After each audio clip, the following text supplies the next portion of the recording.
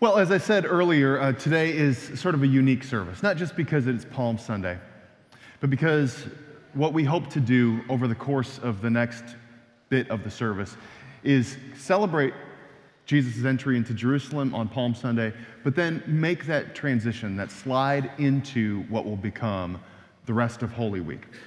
Now, I want you to think about the time of Jesus. There was a king named Herod. You probably are familiar with him and some of the stories about Jesus. His name was Herod the Great, or that's how he was known.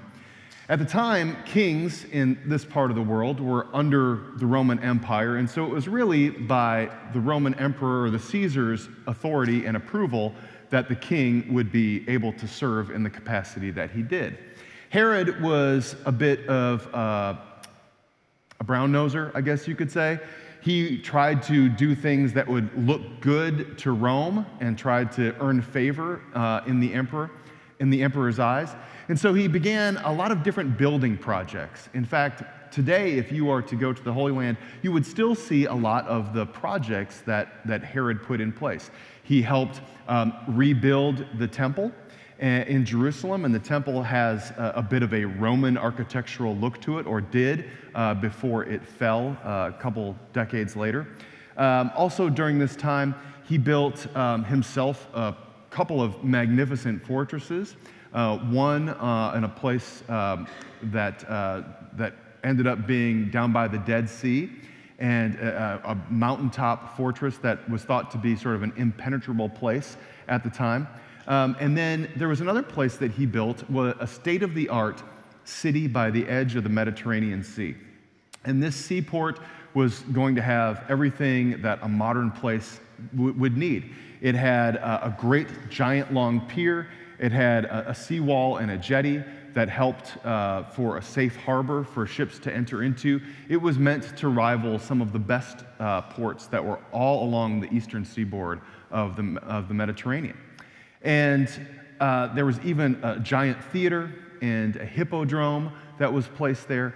And just to earn additional points with the emperor, he decided to name this city Ceasarea in honor of the Caesar. And so Ceasarea, or Caesarea Maritima, sometimes it's called, because there were multiple Caesareas, because apparently there were lots of people that wanted to earn the Caesar's favor. But Caesarea Maritima became a place that we would find gets referenced multiple times throughout the Old Testament. It's one of the places that Paul goes quite a few times in and out of his missionary voyages, and it becomes quite a wonderful city by the edge of the sea. In 1961, archaeologists were digging in ancient Caesarea, and the ruins there are incredibly well preserved. For some reason, this area didn't get touched with development or get built over throughout the centuries like some of the other areas. And when they were doing some of their excavations, there was a woman who was digging and uncovered this massive stone. And when I say massive, it's probably just a little bit smaller than the holy table here. And on this stone, it references that this is the place where Pontius Pilate resided. Now, you may remember, if we fast forward to Friday's story, we learn about Pilate, also installed by Rome to be one of the rulers of this particular part of the world. And Pilate's name is significant because his name doesn't appear a lot of other places outside of the scriptures. But there's evidence there, this archaeological evidence, that not only Pilate existed, of course, but that he lived here. And I guess if you were going to live somewhere in Jesus' time, you might choose to live in Caesarea too. I mean, it's got beautiful views, again, state-of-the-art city. It's got access out if you need to go back to Rome. And not to be overlooked, but in Jesus' time, where you could have a comfortable sea breeze coming through your windows at night was a pretty big deal. So he was no dummy, and so he chose to live there. Now, what's interesting is he was not just able to stay in Caesarea because as a political figure, as a leader, he had to move around some. He had to go from place to place, and he had to go to where the people were. And he was, after all, in charge with keeping an eye on them, but he also wanted to be a part of the Roman infrastructure. Like, I want to go touch base with my constituents. I want to check in on my people. And though he wasn't up for election, I'm sure he wanted to be seen as somebody who was in good favor, but also representing the firm fist of Rome. In a book that came out a few years back, biblical scholars John Dominic Crossan and Marcus Borg wrote a book called The Last Week, and it's about Holy Week. And in this book was the first time that I had ever heard described what probably happened every single year at the time of the Passover celebration. You see, about 100 kilometers from Caesarea is the city of Jerusalem. And Jerusalem, as you know, was a pilgrimage site where Jews from all over the Roman Empire and perhaps beyond descended on Jerusalem, the holiest of cities, because they were to go to the temple. They were to bring a sacrifice, they were to say prayers, they were to worship, and they were together, the Jewish community from around the world would celebrate the Passover celebration, the story when God delivered the Israelites from the hand of Pharaoh in Egypt and passed over the Jewish homes. So imagine now, if you will, a city that is sizable in its day, Jerusalem, now swells by hundreds of thousands of more people. As I've mentioned before, imagine an SEC college town on game day, right? Game day looks a lot different than the rest of the year. And so Jerusalem is experiencing one of its game days of the year for the Passover celebration. Meanwhile, 100 kilometers away, up in Caesarea, Pilate says, I need to be there for that.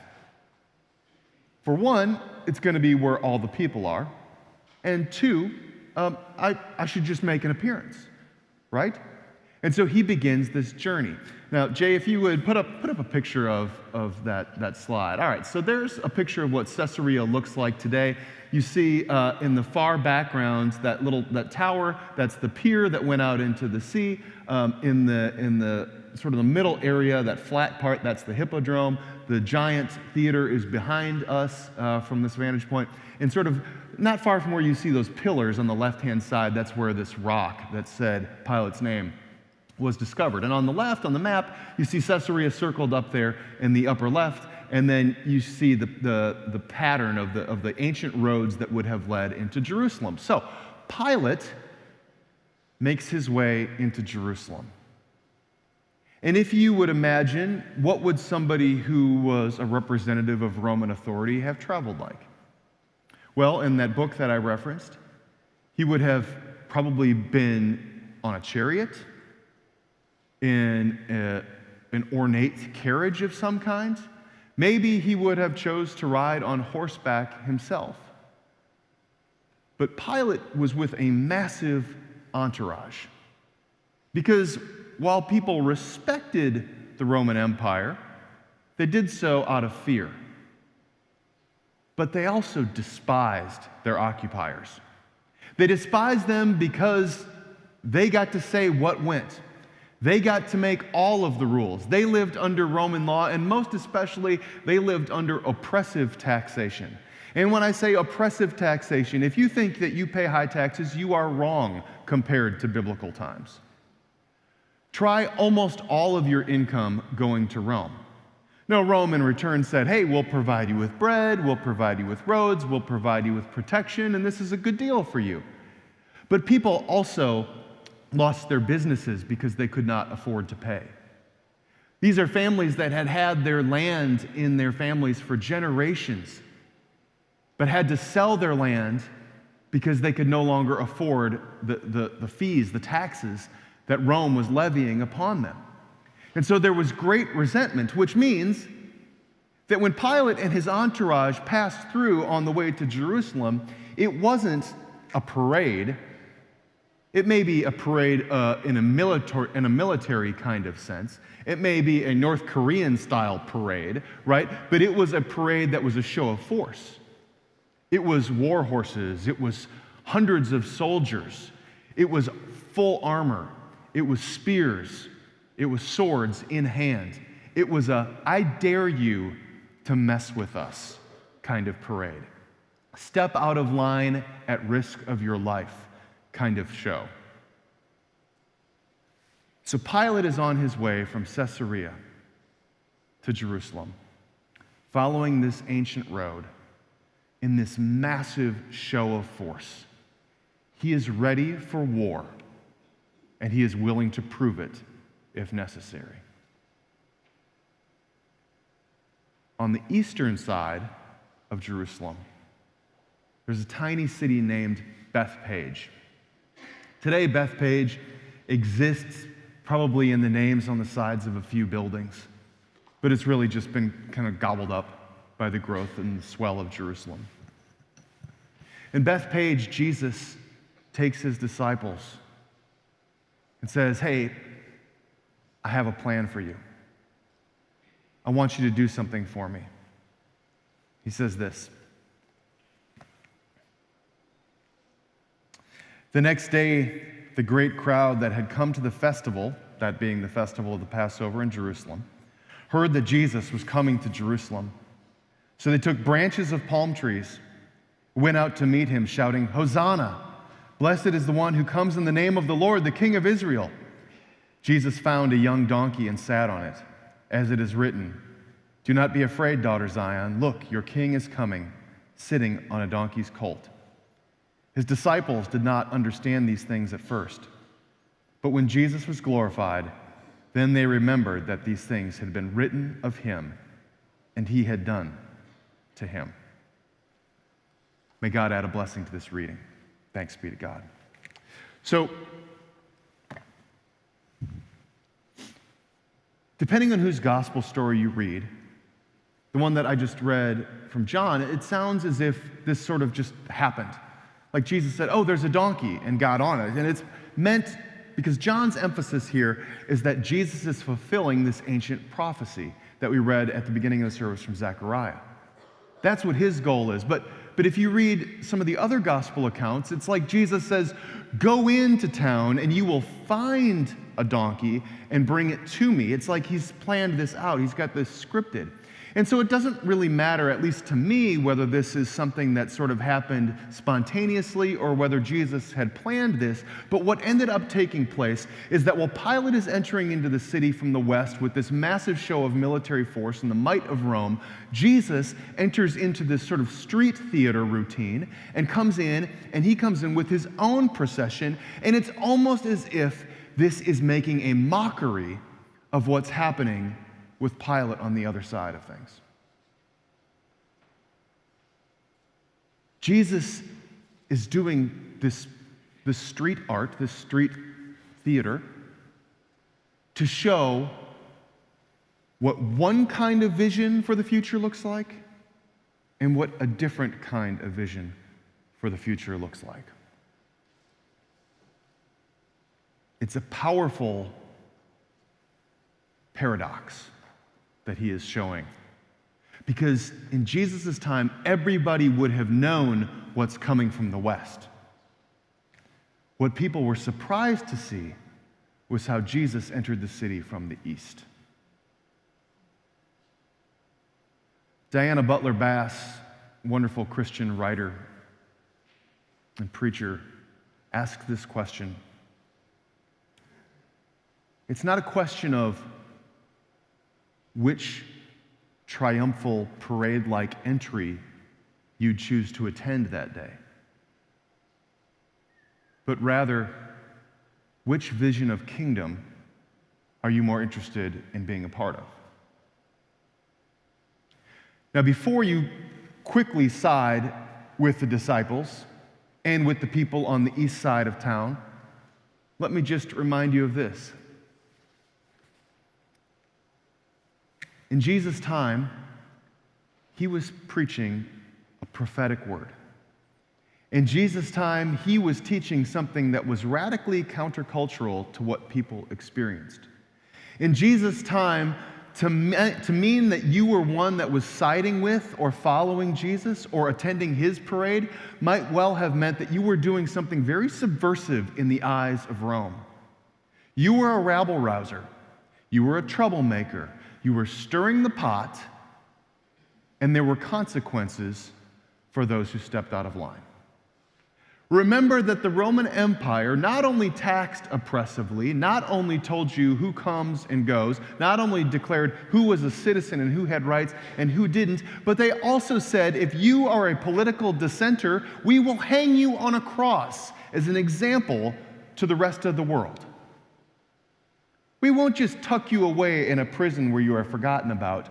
We will publicly execute you in the most brutal, awful way imaginable and let you hang until you die, suffocating under the weight of your own body. Now, I'd like to believe that I'm in the group that would be there with my palm branch. I'd like to believe that I was the first to take off my coat and lay it down on the road and say, Jesus, walk upon it. You are our Messiah. You have come to save us. But when push comes to shove, I'm not sure how easy that is to do. One of the questions that I wrestle with every time that we get to Holy Week during this part of the year, and I've talked about this before, so this may sound familiar, and you may have these thoughts too. But undoubtedly, there were people on the east side of Jerusalem welcoming Jesus on Sunday who were also in the mob on Friday. I don't think that those were two distinctive groups. I'm certain that there was probably some overlap. Because it's one thing to cheer for Jesus when things are going good. And it's another thing when you see the cost of discipleship stare you in the face. And so I told you that this service was going to end in a to be continued kind of way. But I leave you with that question. Which kingdom offers the kind of future that you would choose to be a part of? I think it's a hard question for each of us. I think there's some wrestling that needs to be done. After Jesus got off the donkey, depending on which version of the gospel we're reading, he may have gone up to the temple. He fashioned a whip, stirred up a magnificent scene of anti-authoritarianism, flipped the temple tables over, said, "You've made my Father's house a mockery and a marketplace." He goes into seclusion, he prays with his disciples, he teaches them some more, he tells them about a new commandment, he washes their feet, he feeds them the Last Supper. He's betrayed by Judas in the Garden of Gethsemane. He's brought to trial on Friday. And that's where we hear these words. As soon as it was morning, the chief priests held a consultation with the elders and scribes and the whole council. They bound Jesus, led him away, and handed him over to Pilate. Pilate asked him, "Are you king of the Jews?" He answered him, "If you say so." Then the chief priests accused him of many things. Pilate asked him again, "Have you no answer? See how many charges they bring against you." But Jesus made no further reply, so Pilate was amazed. Now, at the festival, he used to release a prisoner for them, anyone for whom they asked. Now, a man called Barabbas was in prison with the rebels who had committed murder during the insurrection. So the crowd came and began to ask Pilate to do for them according to his custom. Then he answered them, "Do you want me to release for you the king of the Jews?" For he realized that this was out of jealousy that the chief priests had handed him over. But the chief priests stirred up the crowd to have him release Barabbas for them instead. Pilate spoke to them again. "Then what do you wish me to do with the man you call the king of the Jews?" They shouted back, "Crucify him." Pilate asked them, "Why? What evil has he done?" But they shouted all the more, "Crucify him." So Pilate wished to satisfy the crowd, released Barabbas for them, and after flogging Jesus, he handed him over to be crucified.